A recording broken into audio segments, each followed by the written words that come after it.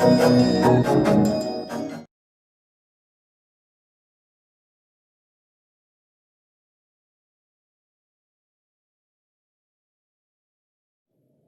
everyone, welcome to New Wave Coaching Classes for Mathematics. This is your host Jatin.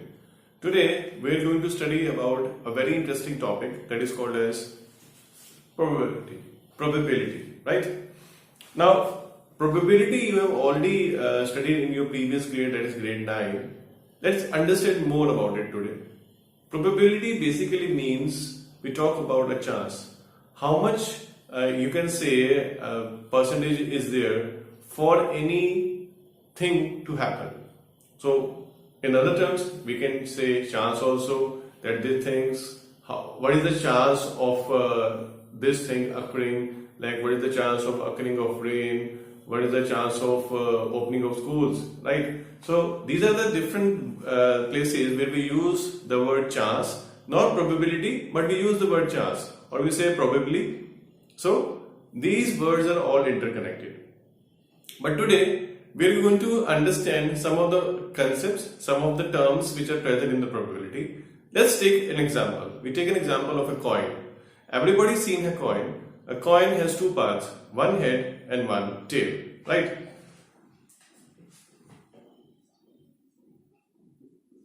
Now, when we toss a coin, if the coin is not biased means if I toss, only one thing will come, that is called a biased coin.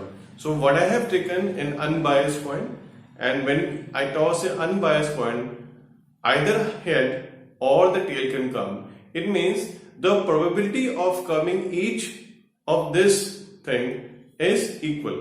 So we call these events as equally likely events, right? Now what are events basically? When we are talking about tossing of coin in probability is called an experiment. These experiments are different from the experiments which we study in the chemistry. These are not the same experiment, but these are the experiments different from the chemistry. So when we talk about the experiments for probability or in mathematics, so we talk about like tossing of coin, we talk about rolling of a dice, or maybe combination of these two, right? So whatever the things like when we talk about tossing of coin, so anything which is occurring in it, like either the head or the tail, we call this thing as an event. So that event, in case of tossing of coin, either head or tail, they have equally likely events, right? So these are the two equally likely events.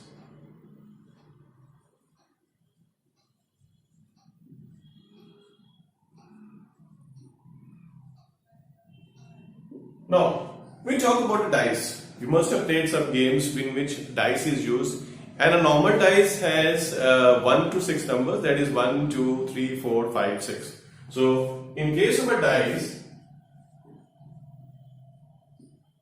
I have these numbers. Well, we can change the numbers also, depends upon this. We can write the alphabets also, A, B, C, D, E, F, or we can write A, B, C and 1, 2, 3 on the other three faces of the dice, right? But a usual dice has 1 to 6 numbers, right?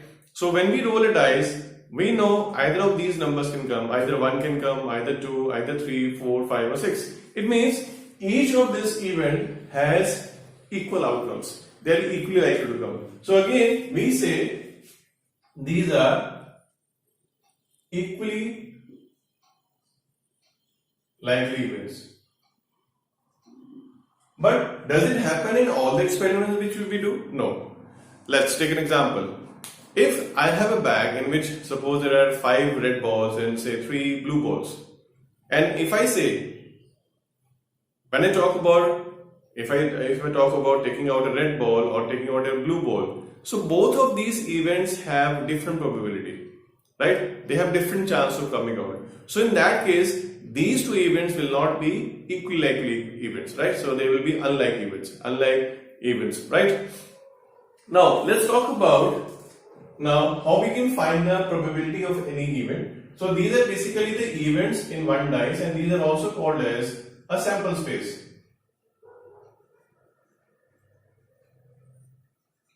Now what is sample space? Sample space is basically when you are doing an experiment, what are the probable chances, what are the things what are the events that can occur actually. Suppose this is one coin.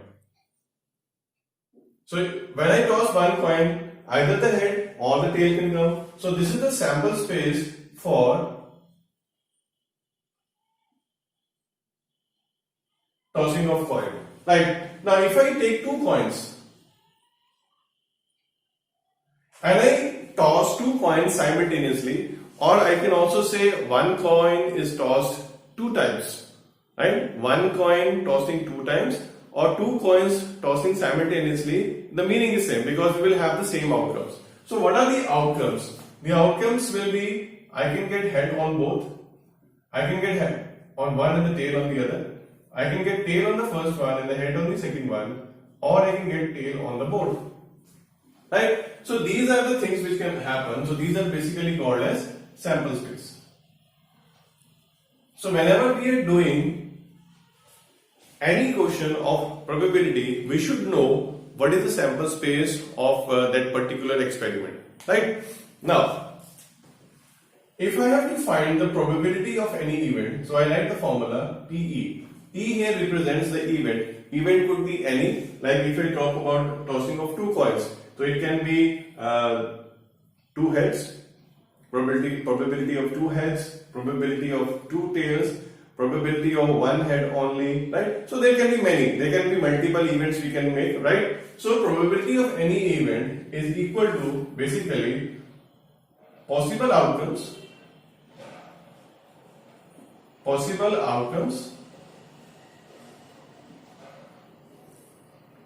an event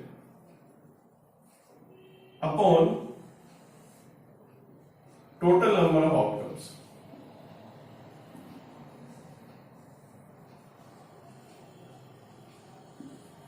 And in short, we can also write possible outcomes upon total outcomes. That is a short way we can write, right?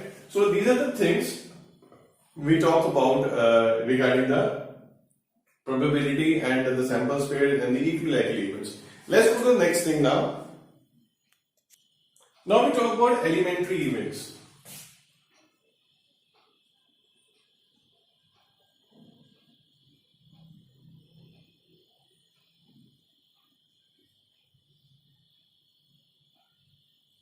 What does elementary events means? Any event which is which can come only one time, that event is called as elementary event. Like if you talk about the rolling of dice, each event, when if I roll a dice one time, so each event has only one chance of coming, right? Either it can be one or it could be two. So like if I talk about probability of one in the rolling of dice, it will be 1 by 6. Similarly, probability of 2 in the rolling of dice is 1 by 6. Similarly, probability of 3 is 1 by 6.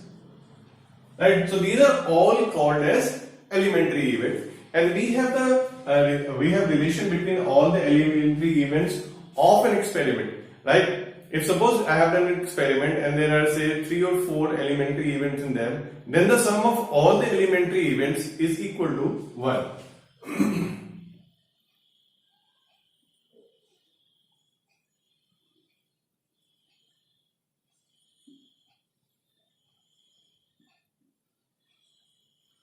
Very important. Sum of all elementary event is equal to 1.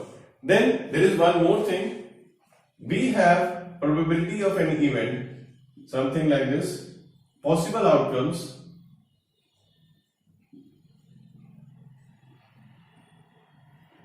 upon total outcomes. I am writing in short.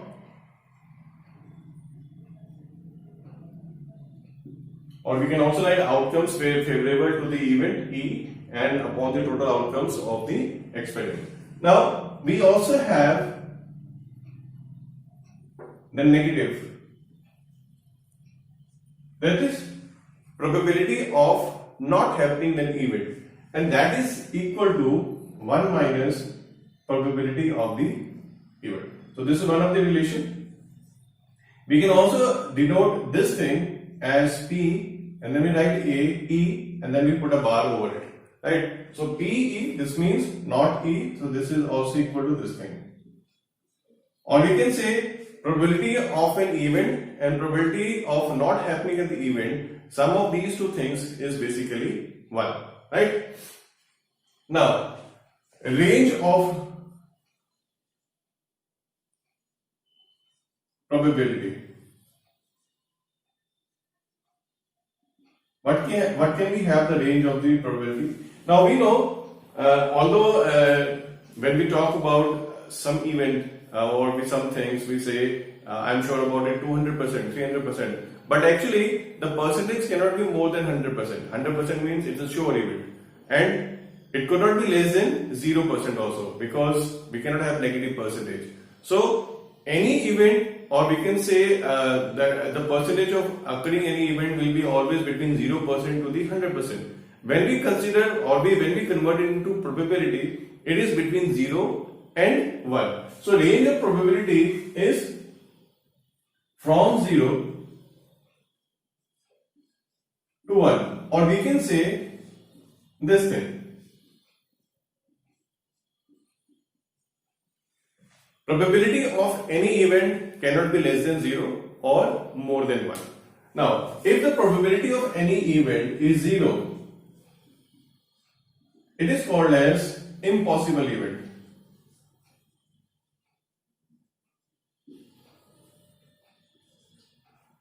Like if I talk about rolling of a dice, I say what is the probability of getting 7?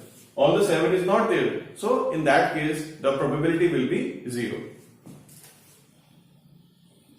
Then we talk about if the probability of any event is 1, then we talk about this thing as a sure event. We can call it as sure event also, or we can say it is a certain event.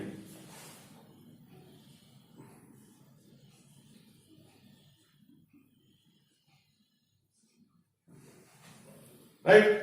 Now, one more thing comes when we talk about probability, that is basically about playing cards. Let's understand about the playing cards also. Let me show you the playing cards first. So these are the playing cards I am showing you.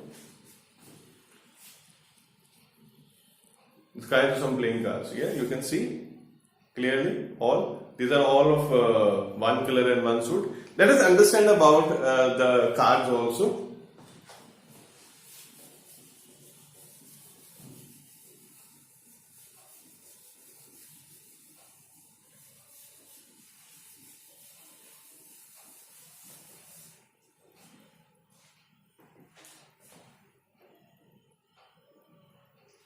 Now, a deck of cards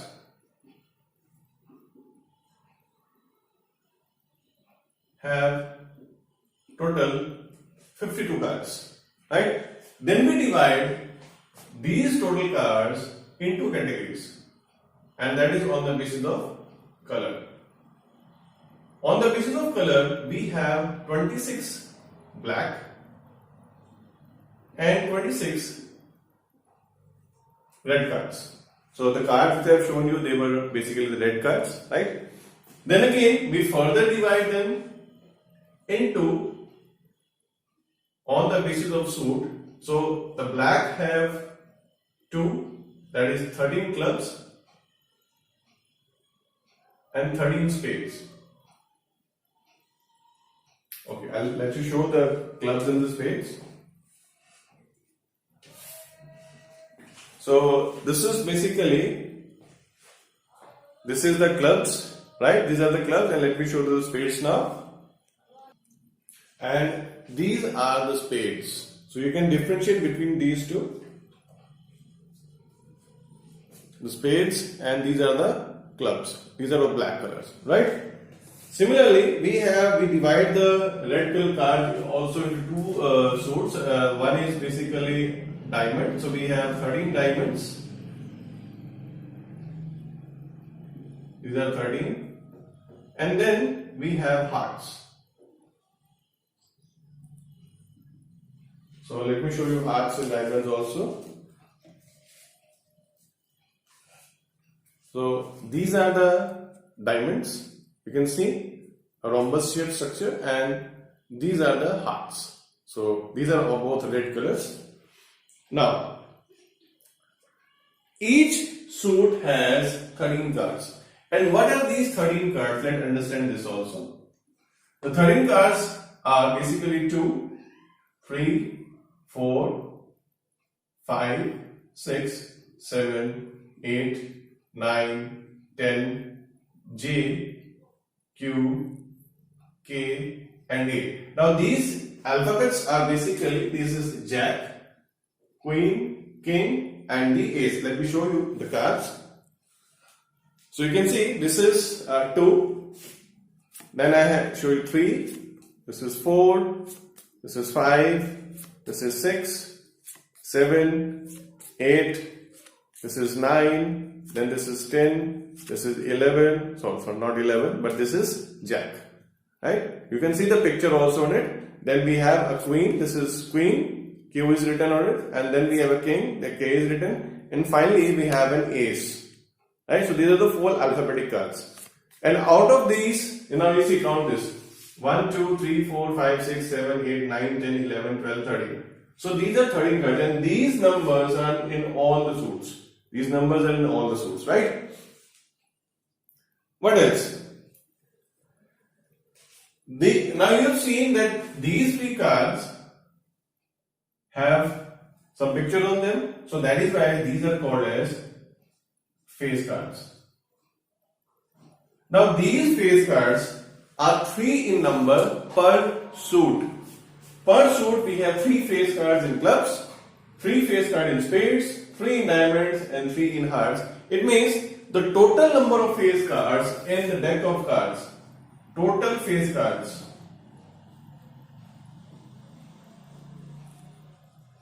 it becomes 12.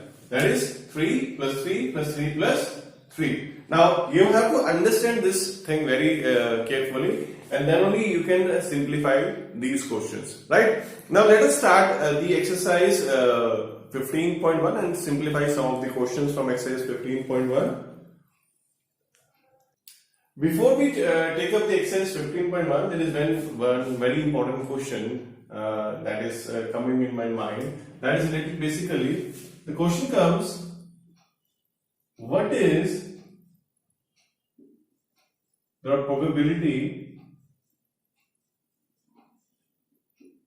of 53 Sundays in a non-leap year? Now, we have to understand what is a non-leap year. Normally, the year is a non-leap year in which we have 365 days and the month of February has 28 days. That is a non-leap year. Now, we know one more thing, that in an year, the total number of weeks are 52. And 1 week includes all the 7 days. It means every day comes 52 times in an year, right? Only 1 day which will be coming for the 53 times, and that could be any day, right? So here we are talking about 53 Sundays. Now how we have to proceed in this question? Let's see. So let's see the solution. We know number of days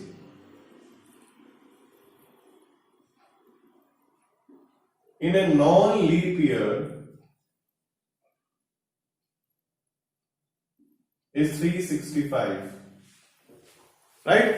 And number of weeks in a non-leap year is 52.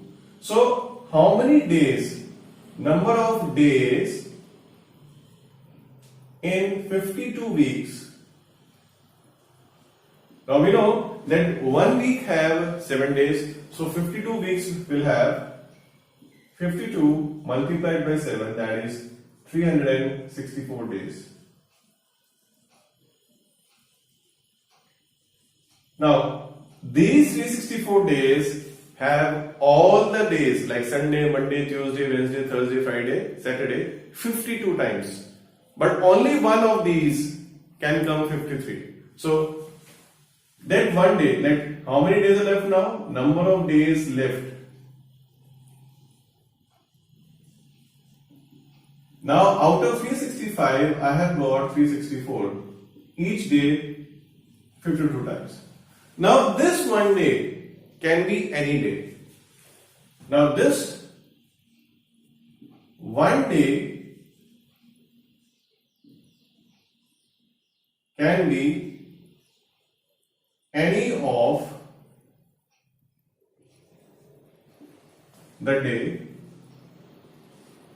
That means it could be Sunday, it could be Monday, it could be Tuesday, it could be Wednesday, it could be Thursday, it could be Friday, and it could be Saturday. Now the total possible outcomes here are 7. Total outcomes are 7. But what we want, what is our question? We want 53 Sundays.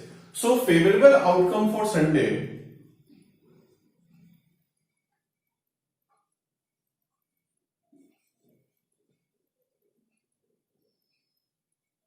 well, instead of Sunday, it could be Monday also, it can be Tuesday also, it can be Wednesday also, it could be Thursday, it could be Friday, it could be Saturday, it can be any of the day. The way of doing the question will remain same, there will be no change. So favorable outcome for Sunday, it will be only 1. So if they have asked for Monday, we write Monday here. If they ask for Tuesday, we write Tuesday here. So probability of 53 Sundays, well, we have the formula, favorable outcomes upon total outcomes. So that comes out to be 1 upon 7. Right? Now let's modify this question. This question included non-leap year. What if it has a leap year? Right? So let's see about a leap year now.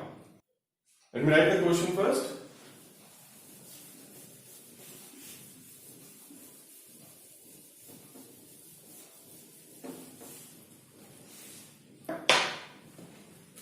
So same question, but instead of a leap year, we have, sorry, non-leap year, we have a leap year.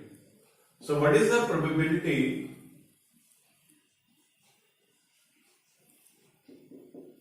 of, say, 53, let's say in some other days, say 53 Tuesdays in a leap year? So we proceed the same way. So number of days in a leap year,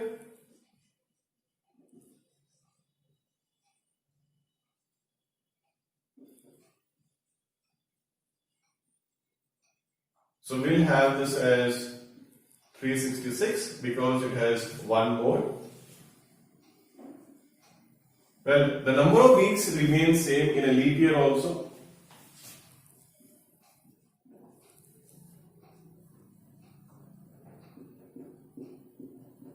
That is 52 weeks. Now, number of days in 52 weeks.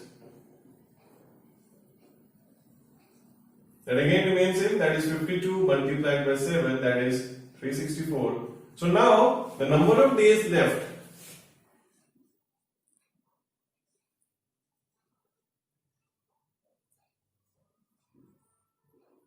that will be 366 minus 364, that is 2 days.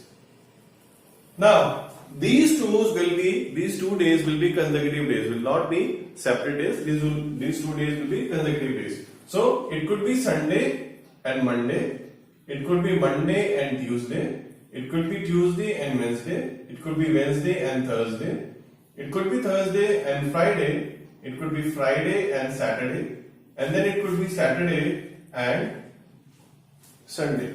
Now what is our question? We have to find the probability of 53 Tuesdays. So the total outcomes here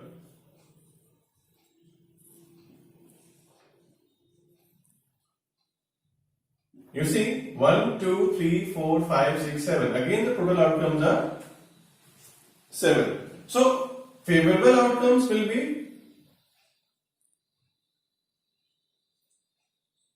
now favorable outcomes for any day will remain same. If we talk about Tuesday, Tuesday is here and here, so we have 2. You take any day, you take Sunday, you have 2 days, 2 favorable outcomes. For Monday you have these 2, for Wednesday these 2, Thursday these 2, Friday these 2, and Saturday these 2. So for any day, the number of favorable outcomes remain same, they do not change. So probability of 53 Tuesdays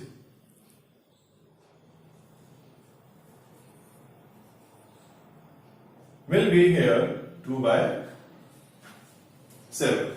Now we can also modify this question. Instead of year, we can talk about some particular month. Suppose we talk about what is the probability of 5 Sundays. We specify a month. Suppose we talk about in July. Right, so how we change? Number of days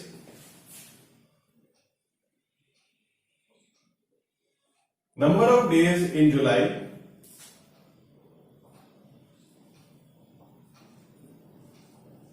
that is 31. So number of weeks.